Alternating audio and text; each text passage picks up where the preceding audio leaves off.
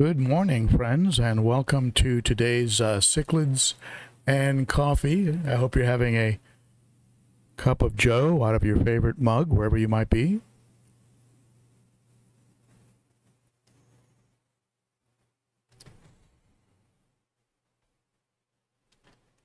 Make a few adjustments here. So how y'all doing this morning? Hope you're doing great on this Saturday. And I am sitting in front of a 210-gallon South and Central American tank with some hungry fish in it. They're going to be getting a little vacuuming and water change after today's live stream. How many of you are going to be working on your tanks today? How many of you are working on your tanks right now?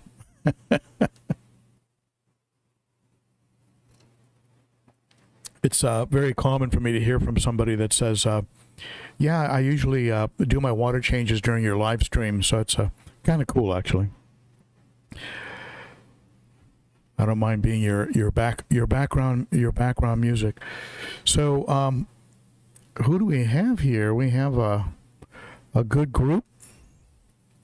Angelo's in the house. Sundar, hey Sundar, good to see you here.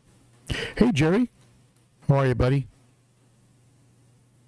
Jerry and I are talking about possibly making it to an ACA at some point together, going as a team, American Cichlid Association. We'll see how that goes. A trip to Cincinnati would be fun. And hey, Wally's in the house. Hey, ex-colleague Kev. You're going to be lurking. Lurking is okay. Lurking is allowed. Actually, lurking is encouraged. Hey, Brian. Good to see you. Andy's in the house. Ronald is here. Good morning to you. Hey, Cat Sailor. Good to see you. Uncle Smiley's Aquarium is in the house. Miguel. Good to see you, Miguel. More folks are coming on.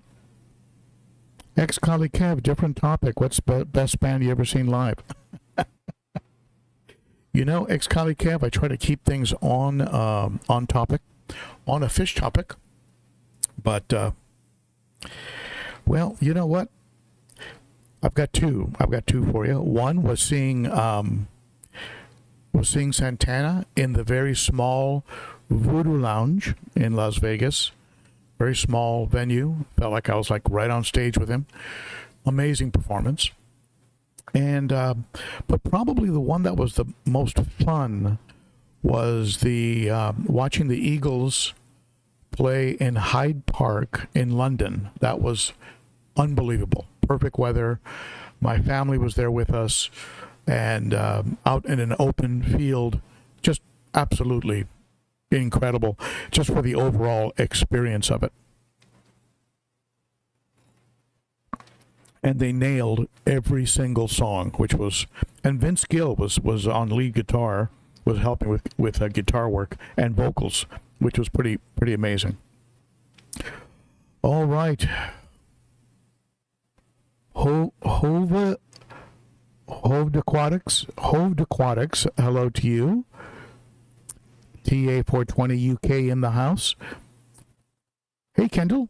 Good to see you. Your stickers are on the way, by the way. I think you might have got my email. AV is perfect. Thank you for that. I appreciate that. Hey, Denny. Good to see you, buddy. S. Martin, Miguel, Bill D. All right, and more coming on. We have... I'm in a bit of a sardine can. I have a table on my right with two 55-gallon aquariums on it. You probably know about that. Underneath that table are projects that I mean to get to, and I'm just surrounded by stuff everywhere.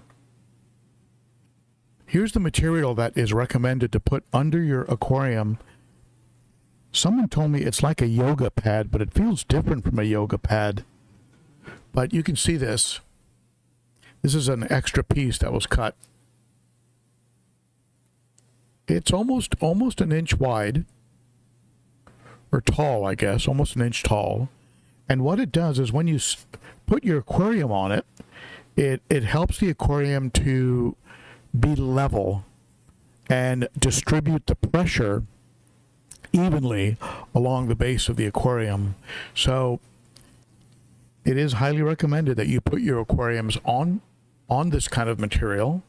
You could probably get it from I don't know, I guess local fish stores might have it, but also I know they certainly have a lot of it, miles of it, over at Glass Cages.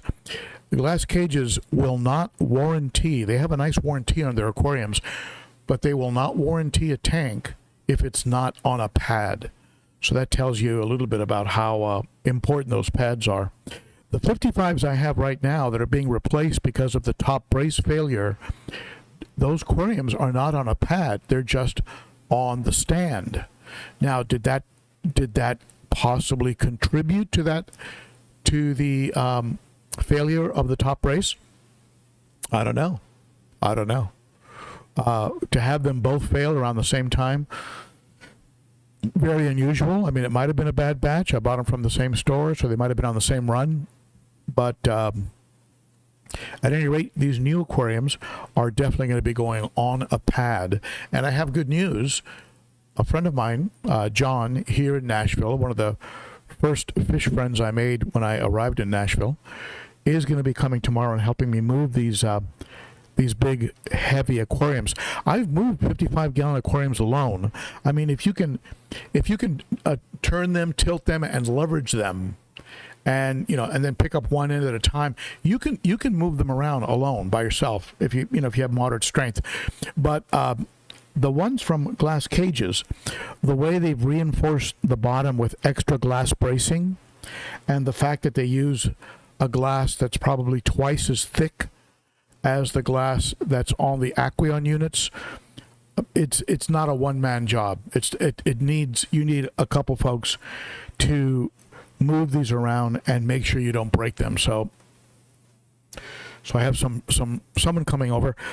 Having 4 people would be overkill, and I don't really think I could get more than one other person in here right now to move things around. So, but tomorrow will be a good day. I'll drain the old tanks, move the fish into something temporary, a bucket, another tank, something, and then get these tanks set up, put the substrate back in, put the seeded filter media right back in, so everything's going to be like instantly cycled and ready to go. So hopefully I'll have a video for you by the middle of next week on how the new tanks look. And good news is that the lids, the Aquarium lids from the old 55 gallons, fit the top brace on the Glass Cages tanks. So that's going to save me some money and solve the problem of jumping fish and having open aquariums, which I don't like to have for a variety of reasons. Jumping fish being the main one, but also excess evaporation, things like that. So those lids do sit perfectly on the Glass Cages aquarium. So that helps a lot. So they should be up and running and good to go by next week. So fingers crossed, right? All right, so let's see here. I have a topic for us today, but before we jump into it, let me get a couple things out of the way here. Get these headphones, and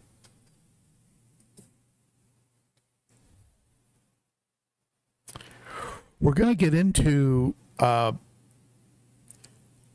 topics that, for whatever reason, have been have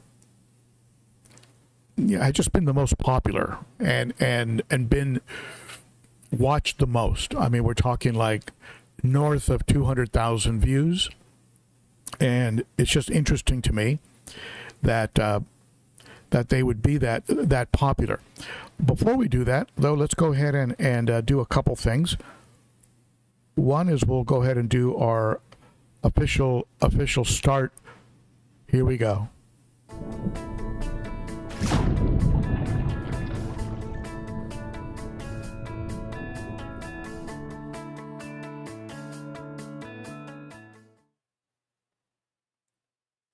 All right, it's official now.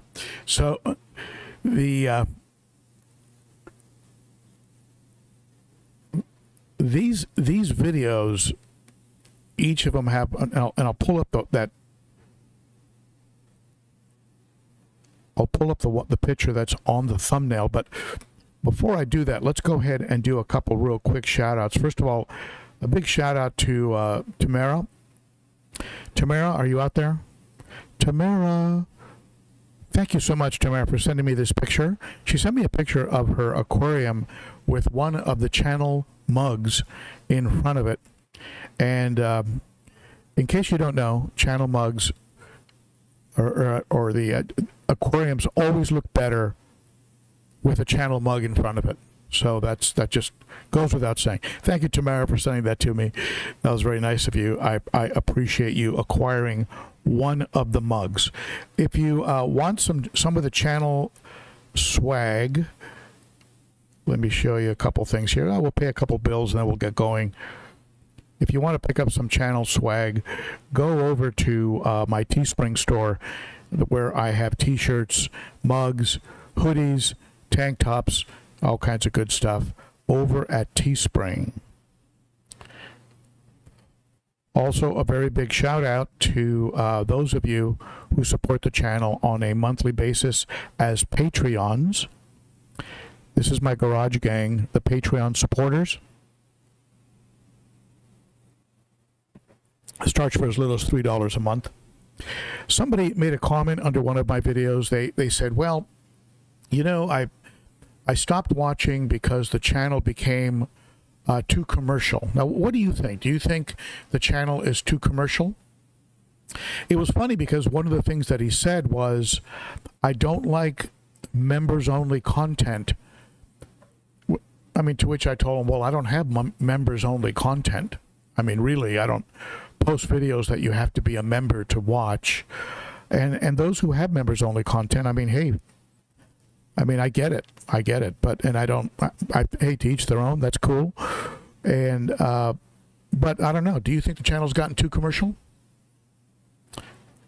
I mean, there are some realities of the cost involved in producing content, and that has to come from somewhere, but unfortunately, I am not rich. But that being said, while on the topic of commercial, I want to thank Josh Cunningham for being a channel sponsor. I have a Josh hat on and a Josh t-shirt on. So today's video being brought to you by Cunningham Tropicals. Thank you, Josh. Hope you're watching. Hope you're out there. And use the discount code ben.o.cichlid for 15% off on Josh's fish, 10% off on his dry goods like his fish food, which I feed my fish. So check that out at Cunningham Tropicals. So what do you think? Is the channel, have I become too commercial? Have I sold my soul? Am I, what do you think? Let me know.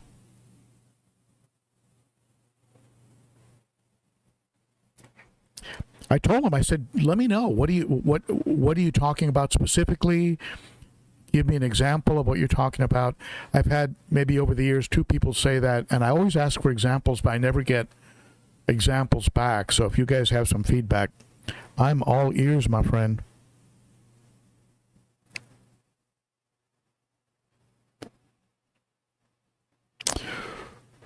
Well, Kendall doesn't like members only content. I always thought it was kind of look, this is just my opinion, and people who do this, more power to them. But I always thought it was kind of unusual to have this free platform where we can access and then have this pay-per-view channel. It always seemed a little bit off to me. Not in all honesty, not that I haven't considered from time to time to doing it. I mean, it's like, oh, well, here I could create a little bit of an income stream, but you know, but if people want to do that, they can do it through Patreon, and just help because they want to help, not because they have to pay admission to see certain content. So let's see here.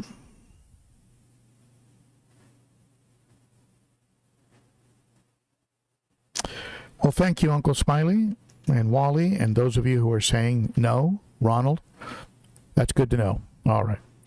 Yeah, I don't want to be a sham wow. Remember that guy who used to sell those products, the sham wow guy? Now, from time to time, I do get products. I do talk about them. And but if you could see my email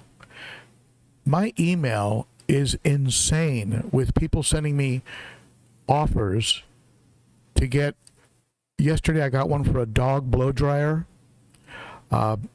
women's dresses, jewelry, sunglasses, vacuum cleaners, carpets. We've been watching your channel. We are impressed with your content. We think this would be a perfect partnership. No, you don't. You just bought a mailing list that shows channels with a certain number of subscribers, and you send out these robot emails, and plastic floral arrangements, plastic plants, big trees, plastic trees, unbelievable stuff. And sometimes it would be some cool stuff to get, but it would be disingenuous for me to accept that product if it doesn't really speak to my audience. But I kid you not, I get 10 to 20, maybe 30 emails a week of different, we've been watching your channel. No, you haven't. We feel it would be a perfect partnership. No, it wouldn't. Oh, my goodness. I guess I could gather up a bunch of free swag. I've got stuff that's fish related under this table right here that I haven't been able to get to do a review on. I feel terrible about that. All of a sudden, send me some more stuff, and I'll just feel very guilty, very, very guilty. So let's get on with today's topic. But before I do, let me see who else has jumped on. Fish, Burrow, Fish. Burrow, your soul seems intact, good sir. Thank you very much for that. I do try and take care of my soul. Smallfish 16, go hit the like. Thank you, Smallfish 16.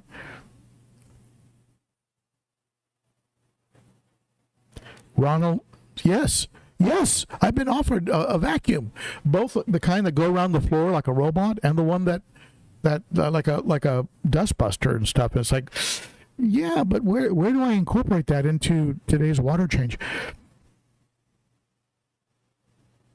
My bobblehead, that was the last. Andy, my bobblehead was the last straw. Yeah, it legitimized me. It legitimized me as a YouTube person to have my own bobblehead.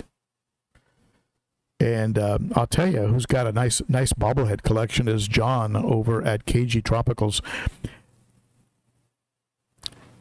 And as a member, I am a member. I do support his channel. I do support channels on a monthly basis. I am a Patreon member of other channels. But he did release a video of a project he's going to be working on, and it is really, really interesting. So keep an eye on KG Tropicals. So I'm not gonna let the cat out of the bag. Good afternoon to you, Mitty Mac.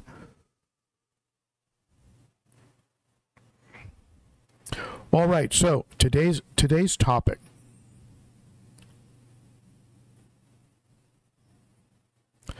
So there are some videos that over time have been extremely popular, and I want to just speak with you a little about why I think those videos have been so popular, and sort of touch on the topics in those videos. And let me go ahead and enlarge this so I can see it. I mean, over the, and by the way, interestingly enough, when I go on to my, when I go onto recent content, this was a picture I took right off the screen on YouTube as a list of the most popular videos on my channel. But then when I pull it up on my phone, I get a different list. It's really interesting.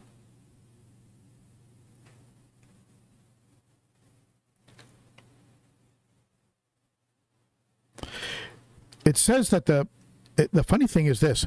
It says that the top video, maybe because it cuts off in October. Yeah, maybe that's it. It says it cuts off in October 19th, 2011, which is unusual because this posted before that. But it says that my current top video is water change, the top 5 aquarium water change disasters at 444,000 views. But yet this one here, if we enlarge it here,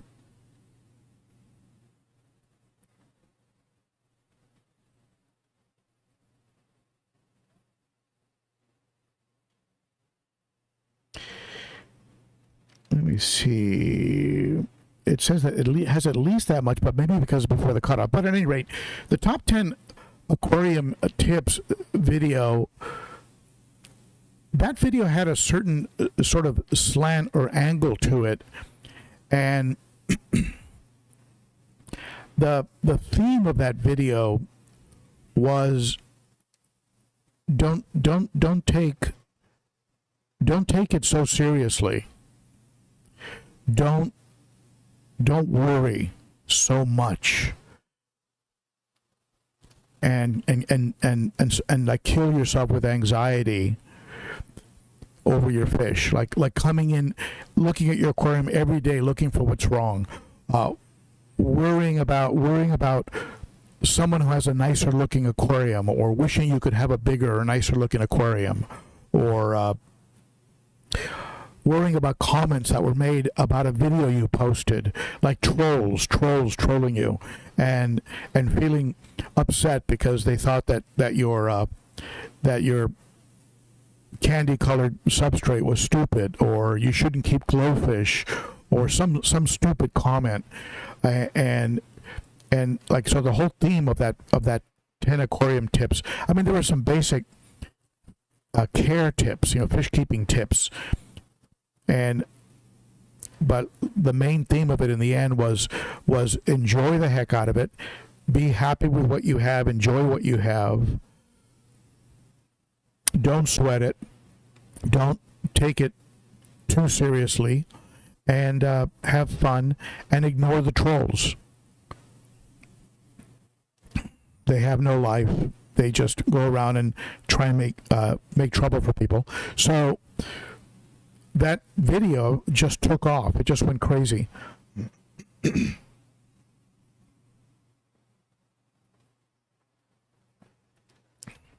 I just noticed that it's 13 minutes and 13 seconds, which disproves the theory that 13 is bad luck.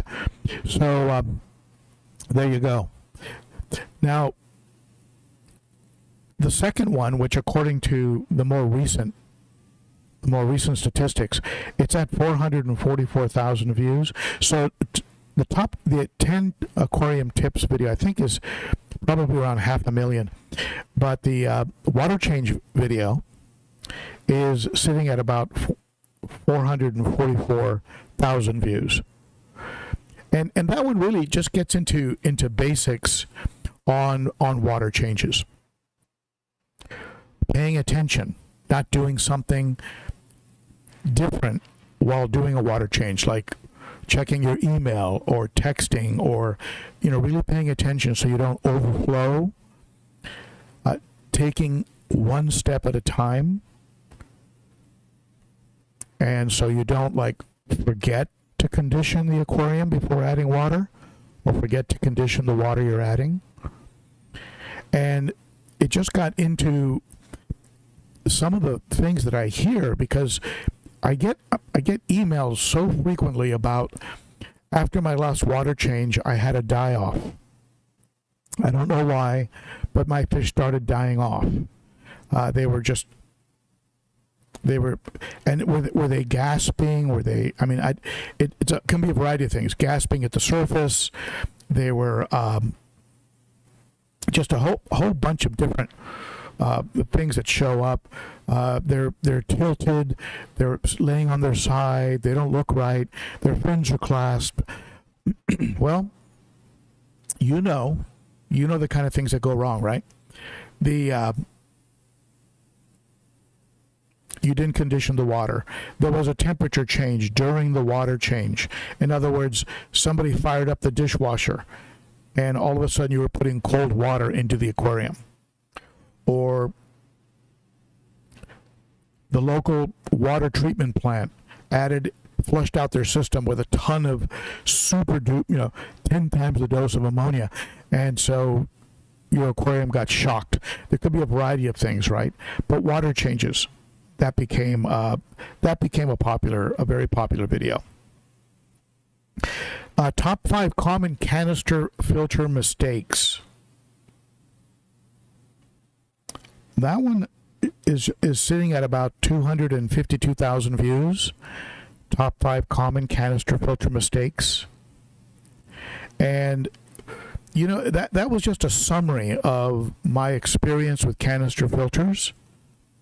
And talked about basics like making sure that you put it on a foam pad so that it dampens vibration, keeping your canister in a Rubbermaid container in the event of a leak, and putting a water alarm in the canister or in the rubber container, not overstuffing the baskets so that because by overstuffing them with media, they're not seated correctly, they're not nested correctly, and as a result you'll get vibration. Making sure that your hoses are not too long, just the right length, and also making sure that they're not laying against something, because very often a filter hose, when it's touching your cabinet, will create vibration, and you'll end up with this hum that drives you crazy. Also making sure that things are tightened and leak tested, not over tightened, because if you over tighten something, right, you'll end up cracking it. Also taking care of your O-rings, making sure those O-rings are lubricated with some food grade lubricant, maybe once a year, or replaced. At least maybe every 2 years, replace the O-rings.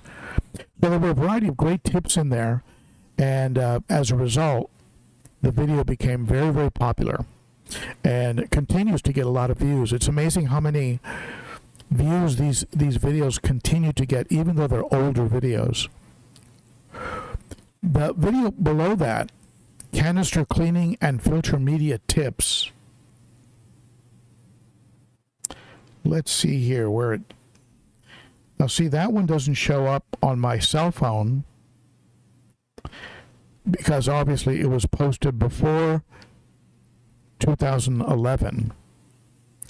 But it's got to be somewhere up in the maybe the 200,000 range. And that one just gets into tearing apart a canister. And I think I tore a canister apart on a live stream one time. And I'll tell you, things have sure changed since I started using pre-filters. I run my canisters now for about a year before I clean them, 9 months to a year. And the media can still look pretty good, mostly because I'm using a pre-filter that is catching the food, and then the fish come and peck the food off of the pre-filter sponge. And so that isn't getting into it. And what does get into it is a very fine, usually like a black dust. Now, I also get into the idea of canister filters being nitrate factories. Have you heard that? Have you heard that canister filters are nitrate factories? And that is pretty obvious that that's not true. I mean, if that was the case, would I be able to run a canister filter for 9 months to a year and have nitrates under 40 parts per million? So canister filters are not nitrate factories. They are bulky. They do require some effort when it's time to clean them, but it's effort that with a pre-filter only needs to occur once or twice a year. So they're out of view, they're under the, or in my case, behind the aquarium. They have a lot of plus points. They move a lot of water. They hold a lot of media. So I'm kind of a big canister advocate. Even though currently I'm only running 2 canisters, one on my 210 and one on my 300, which complement the which are complementing the sumps that are also running on those aquariums. So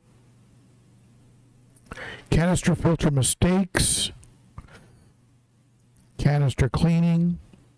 I also talk a little bit about the media in a canister and how I had transitioned over to more sponges. There was a time where I was all about BioHome, all about Marine Pure, the higher end, the more expensive, like your Seachem Matrix. And I think those are all great products. And if you use them, awesome. But I've shifted over time in the direction of simple, reusable, easy to rinse sponges. And I rinse everything in tap water. Now,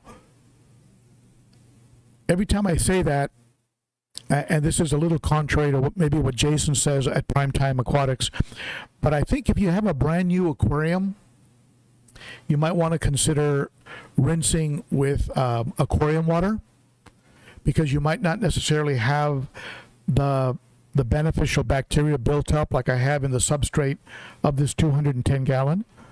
So you might want to use aquarium water for the rinsing of your sponges. But once the aquarium gets established, and by that what I mean, it's been running successfully without a bad incident for, let's say, 9 months, a year, that's an established aquarium. You could probably rinse your filter media with tap water and not have any problem. That's one man's opinion.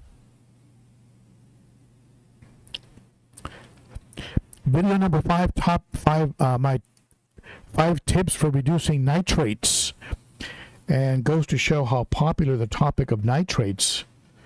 This one's at about 167 views. It's funny how this list is so different from, because below that we have Fluval FX canister filters, top 10 best cichlids for beginners. Those are over 150,000 views. 3 tips for fish death following a water change, 140,000. Tips for fish working their mouths, right? Oxygen depletion. Water change, how often? 132,000 views. So water change videos are popular. Removing brown algae, 125,000 views. Sun versus Fluval, 121,000 views. So the list is a little bit different than it appears here, and I don't know why they started cutting off. Why they're cutting off on October 2011, I don't know. But at any rate, reducing nitrates. Well, I've changed a little bit since I've released that video. First, I don't sweat nitrates as much as I used to. And what do I mean by that? I used to become worried over 40 parts per million. I don't worry about that so much these days.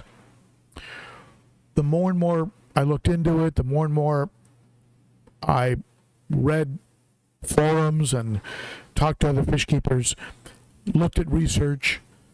It didn't really seem that nitrate levels were having that much of a negative impact. Now, again, you're listening to one person's opinion. Don't skip water changes now because Ben said that nitrate levels don't matter. There are some species, some I don't know what, stingrays, discus, certain types of fish out there that might be very sensitive, and but even with those fish, I've heard comments that have said my nitrates run at 40, no problems.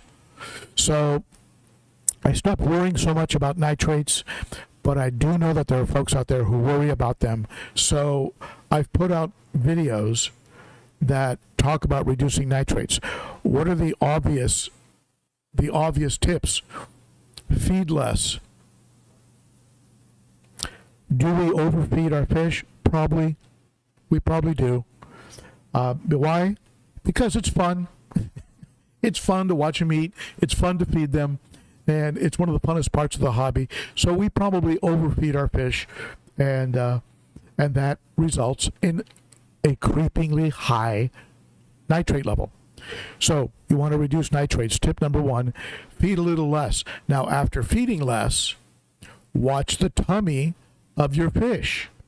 If those fish start to get a little thin, or their tummies start to curve inward a little bit, you're not feeding enough.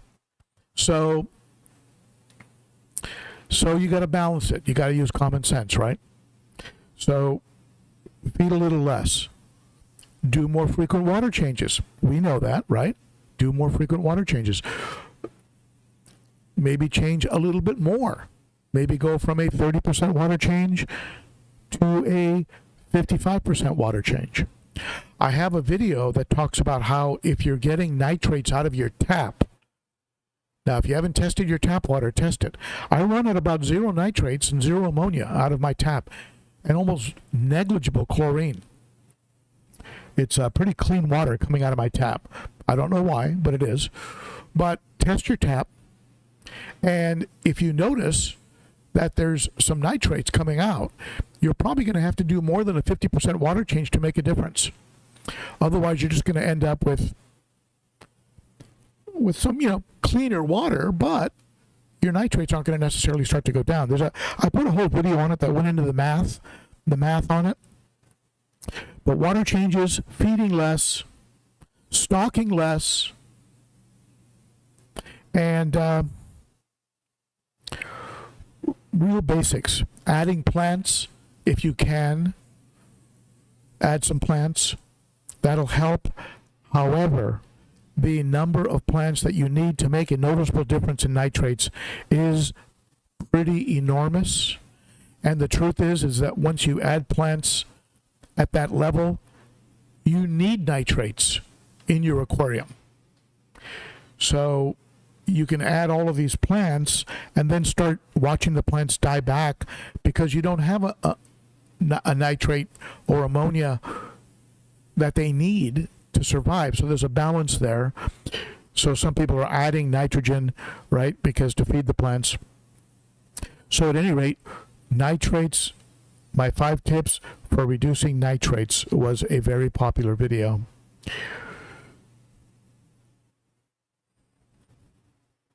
So let's go ahead and close this one window. Let's get a little bit into, and by the way, I haven't said this, and I should. I just want to thank my moderators. I have some awesome moderators. And those include, of course, Denny and Salinis Aquatics and Whip and GP and Jerry, and just a big shout out to the moderators. They are awesome.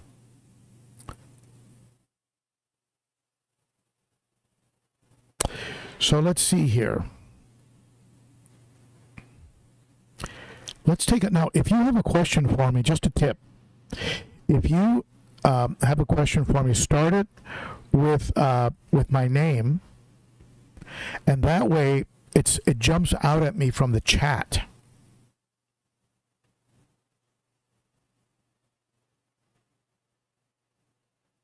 You know, Andy, that would be kind of a cool live stream, wouldn't it? Live streaming from inside my aquarium. It would have to be like a 500-gallon aquarium to make a difference, I think.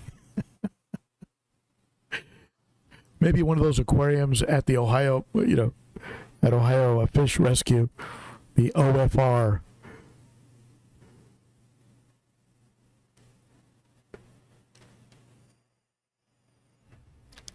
So if you have a question for me, go ahead and ask me now.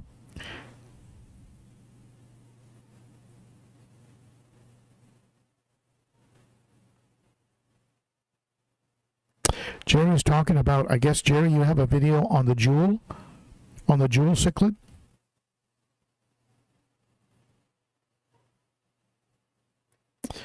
You know how many times I've put my finger on the trigger but didn't pull the trigger on a jewel cichlid? I mean, they're beautiful. And, you know, what I do is I'll usually Google a fish that I'm not entirely familiar with when I'm at the fish store and considering buying it. And I just get too many reports about crazy aggression. And I end up not buying them. But you know what? If I had done that with my Salvini,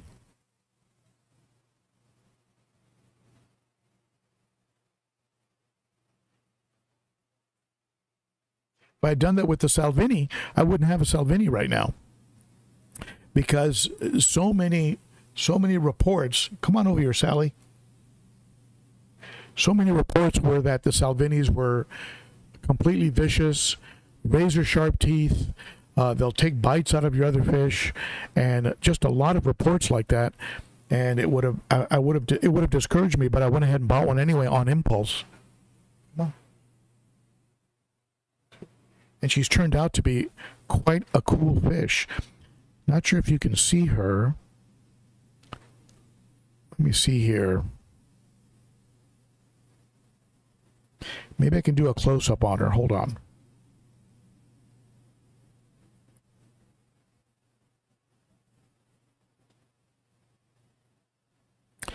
I got to change the camera angle. All right. She'll come into the... Oh, there she is. She's over my shoulder. She's being a little camera shy. All right. So, if you have a question for me, go ahead and shoot it. Shoot that question at me now.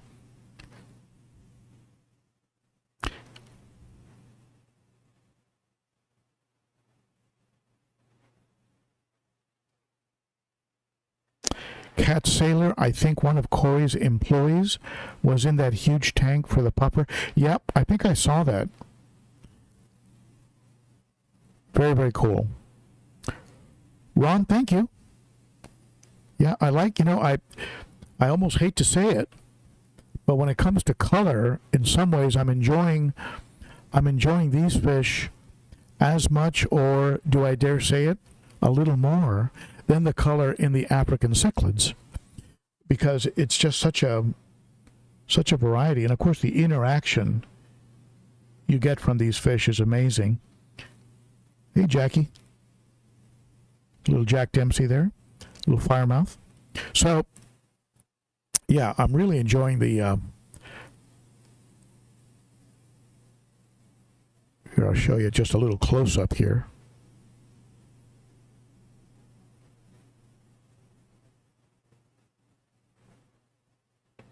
Just the colors on these guys. There's Jackie.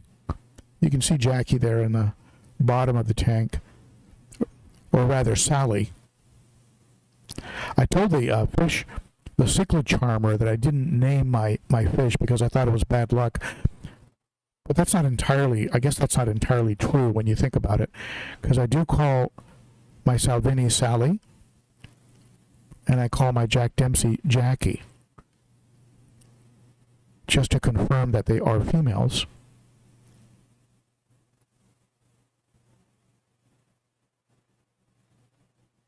Andy wants to know if I have any plans to do more collaborations in the future. The video with Cichlid Charmer was great. I'm glad you liked it. And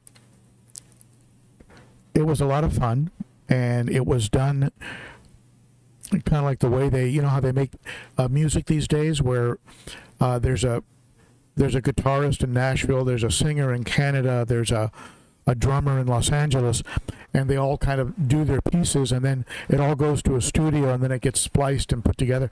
Well, what I did is I sent, I sent him some questions. I sent the Cichlid Charmer questions. He answered them on video, and then I then filmed my asking of the questions, and I spliced it all together. So it's kind of cool. Kind of cool the way it came out. Some people thought it looked maybe a little bit unusual, but I thought it turned out okay. Salient Aquatics says that the mic sounds bad today. Is anybody else having issues with sound? The cover is missing. You see how it's missing the cover? Usually I have a black cover on it.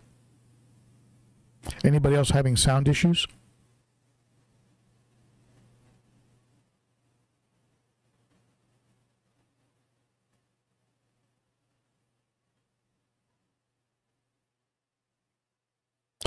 All right. Any other questions? Go ahead and hit me.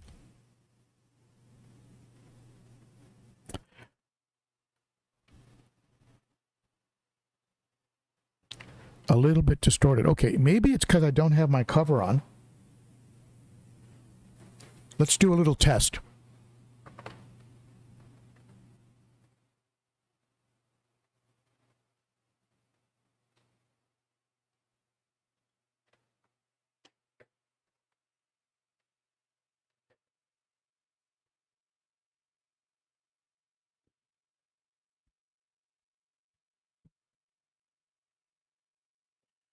Okay, so does this sound better? Does this sound better to you?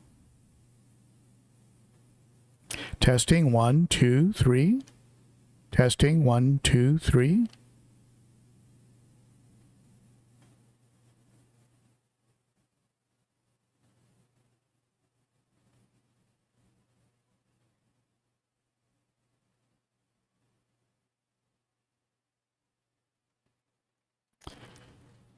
Yeah, Matey Mac, I was impressed with a couple things about the Cichlid Charmer. I was impressed with his content, but I was very impressed with the look. You know, his lighting, and of course he has a background in photography, and so I was very impressed with the look of his tanks, the lighting, the production value of his videos. I thought they were very, very nice, and his tanks are beautiful. He's obviously invested a lot of time and money and put a lot of thought into those tanks, and they are very, very nice. Much better. Okay, interesting. So I will be using this sock in the future. It helps with the I usually put it on there to prevent the popping that occurs when you say words that start with a P, like pop, pop, pop, and there can be a popping on the video on it. You can also turn down the volume a little bit on the mic, but all right. Any more questions for me? Go ahead and hit me now, because we are coming up on the hour, and I'm pretty excited because what I'm going to do when we're done here is I'm going to go ahead and I'm going to do a water change on my bigger tanks, my 210 and my 300. I'm going to do some water changes, but I'm also going to be draining the old 55-gallon tanks and getting ready for my friend who's coming over and is going to help me to move them and put in place on pads. The pads are already cut and ready.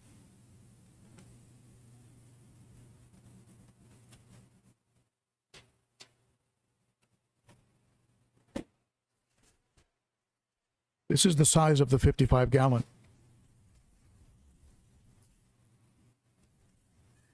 So this pad will be going under there's one of them, there's two of these.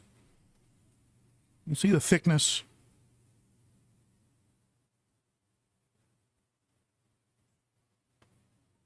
They're very, I mentioned earlier, yoga pads. They're very different from yoga pads. They're not as, they don't collapse the way yoga pads collapse. They're much sturdier than that. And supposedly it helps the tank be level. So if you haven't leveled your stand, and you should level your stand, always try and level your stand. This garage slopes downward from the house to the front of the garage. there's a slight slope, which makes sense if there's it keeps water from coming in the garage. And if we had a water heater bust, it would drain out, out the front of the garage. But it makes it, like this tank here has large pieces of tile on this side of it to tilt it slightly up to give me a level water line. So even though it's sitting on a pad, so I may have to use shims, continue to use the shims that I have on those two 55-gallon stands, but between those shims and the pads, I should end up with a very level situation. So, and who knows, maybe if I'd had pads before, I wouldn't have had the top braces fail. I don't know. I do know that, as I mentioned earlier, glass cages will not warranty your aquarium if it's not on a pad. Uncle Smiley, it might be the same material as packing material. It could very well be.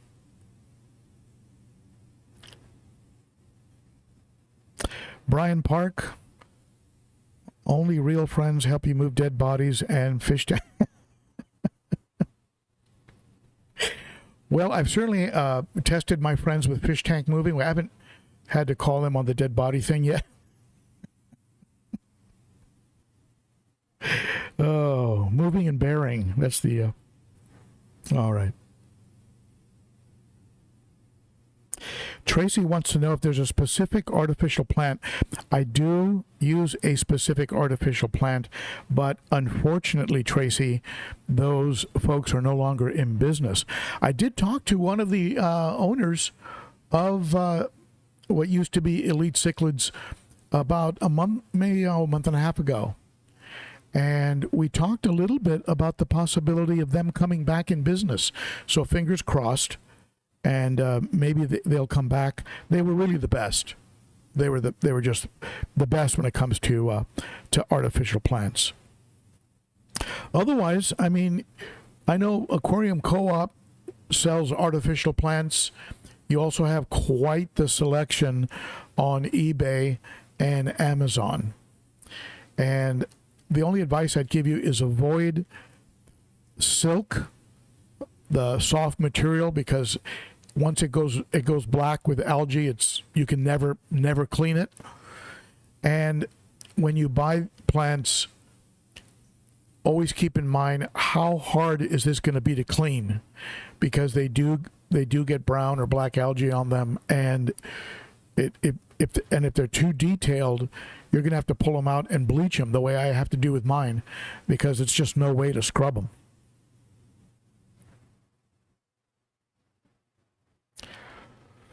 All right.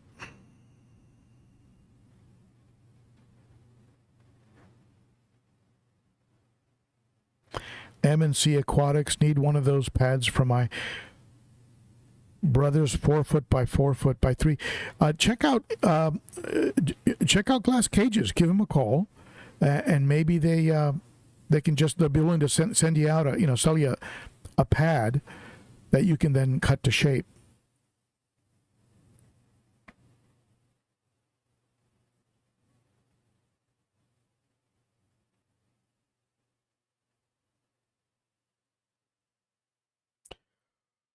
Well, what is the question that you have, Imad?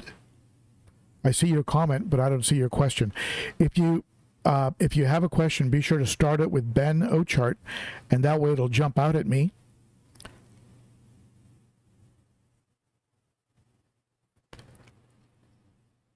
Is your question, will I answer your question?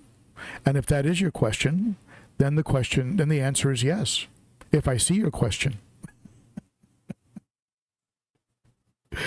All right.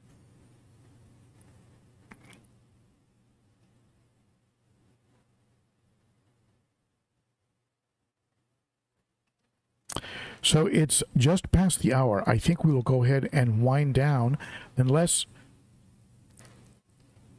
there's a question.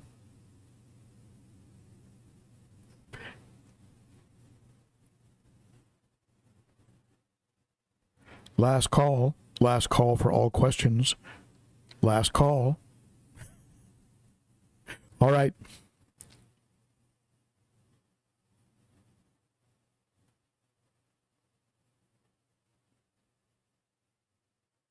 Okay, my friends, I want to thank all of you for hanging in there during this period of less video content. I am going to be doing a video on a hang-on back and also a auto top-off system that was sent to me by my friends at Higer. I will be filming tomorrow when we move some tanks around. So watch for that. I'll have the camera running, and then we'll do some editing and show you the process of replacing those 55-gallon tanks and getting them up and running. And so there you have it. And oh wait, there's the question. It says, what is an acceptable relationship between thickness of mat foam and the tank's height? I'm not sure. I do know that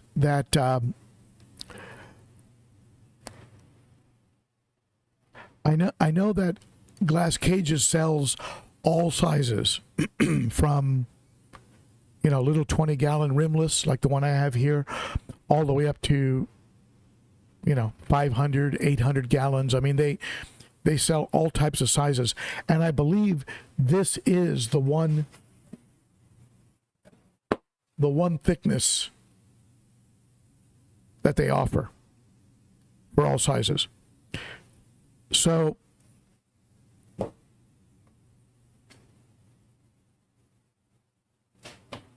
I'm thinking maybe there isn't necessarily a relationship, even though you would think that the heavier, bigger tanks would need a bigger pad, but maybe that's not an issue. Maybe it's not a factor. So there you go. Now, again, if you contact Glass Cages in Dixon, Tennessee, if you contact them and ask them, they would probably answer your question.